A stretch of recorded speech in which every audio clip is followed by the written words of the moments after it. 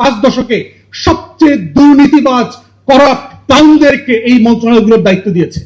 আপনার হাসিনার আমলে আমার 42টা ব্লক কোনোভাবে এক্সপ্লোর করতে দেওয়া হচ্ছে না, বাপেক্সকে দুর্বল করে দিয়েছে।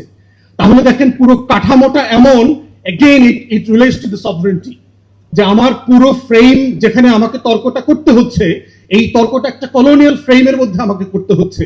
আমার রিপাবলিকের যে সভরেন্টির জায়গা, সেখান থেকে আমি তর্ক, শর্ত, কাঠামো, অবকাঠামো, চুক্তি কোনো কিছু আমি আর্গু করতে পারছি না।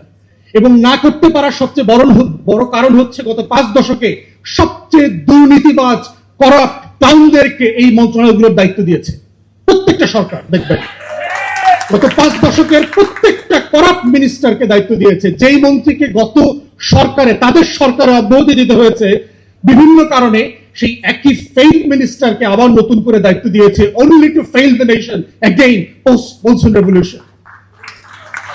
তো এই দুইটা কাঠামোর জায়গা থেকে টোটাল আমাদের জ্বালানি, বিদ্যুৎ এগুলোকে নিয়ে নতুন তর্কটা তোলা দরকার।